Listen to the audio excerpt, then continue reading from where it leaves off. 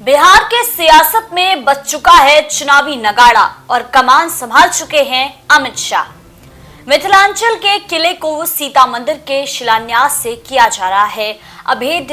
ये सिर्फ आस्था की मिसाल है या अगली चुनावी जंग का शंखनाद? राम के नाम से सत्ता की सीढ़ियां चढ़ने के बाद क्या अब सीता के नाम पर लिखी जा रही है राजनीति की नई महागाथा? नमस्कार, आप देख रहे हैं आंचलिक खबरें। मैं हूं आपके साथ ऋतिका शर्मा। बिहार विधानसभा चुनाव नजदीक है और सियासत की सरगर्मी अपने चरम पर है। केंद्रीय गृह मंत्री अमित शाह शुक्रवार को सीतामढ़ी के पुनौराठ धाम पहुंचे, जहां उन्होंने माता सीता के भव्य मंदिर का शिलान्यास किया। 67 एकड़ में बनने वाला ये मंदिर न सिर्फ एक धार्मिक स्थल होगा बल्कि एक राजनीतिक संदेश भी।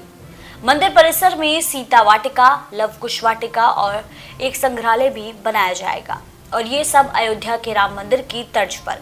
अब जरा समझिए इस फैसले के पीछे की राजनीति।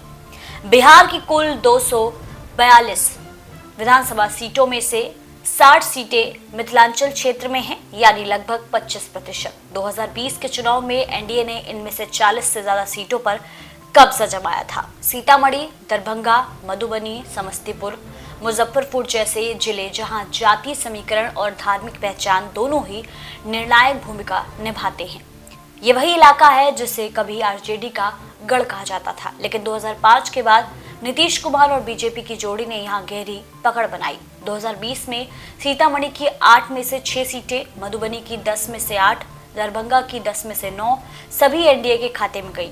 ये प्रदर्शन बताता है कि मिथिलांचल एनडीए का सबसे मजबूत किला बन चुका है और अमित शाह अब उसे और भी पुख्ता करने में जुट गए हैं। अब समझिए, जाति समीकरण का असर मिथिलांचल का समीकरण सिर्फ आंकड़ों का नहीं, जाति गणित का भी है। ब्राह्मण, राजपूत, यादव, अति पिछड़ा और दलित वर्ग की प्रमुख आबादी यहाँ बसती है। ब्राह्मण, राजपूत बीजेपी के कोर वोटर माने जाते हैं, वहीं ओबीसी और यादव वोटर जेडीयू आरजेडी में बटे रहते हैं। यादव मुस्लिम समीकरण के जरिए लालू यादव ने कभी इस क्षेत्र में अपनी जड़ें जमाई थी, लेकिन नीतीश कुमार के उभार ने आरजेडी को झटका दिया। अमित शाह अब इसी पचपनिया यानी 55 पिछड़ी जातियों के वोट बैंक को साधने की कोशिश में है। राम मंदिर की तरह सीता मंदिर भी अब भाजपा के एजेंडे का हिस्सा बनता दिख रहा है, लेकिन इस बार केंद्र में है मिथिलांचल की आस्था और राजनीति। इस शिलान्यास को देखकर ये साफ है कि एनडीए ने चुनावी मैदान में पहली चाल चलती है।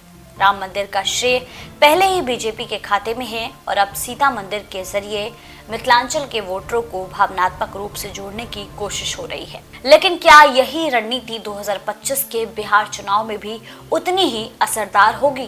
क्या मिथिलांचल में आस्था की राजनीति एक बार फिर निर्णायक साबित होगी?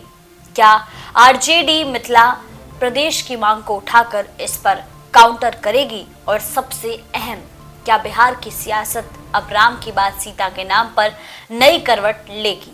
जानिए इन सवालों के जवाब और बिहार चुनाव की हर हलचल हमारे साथ। हमारे चैनल को सब्सक्राइब करें, कमेंट में बताएं आप इस सियासी शिलान्यास को कैसे देखते हैं, और शेयर करें ये वीडियो ताकि हर कोना जाने बिहार में क्या खिचड़ी पक रही है। तब तक के लिए देखते रहे आंचलिक खबरें, अपनों की खबर आप तक। नमस्कार।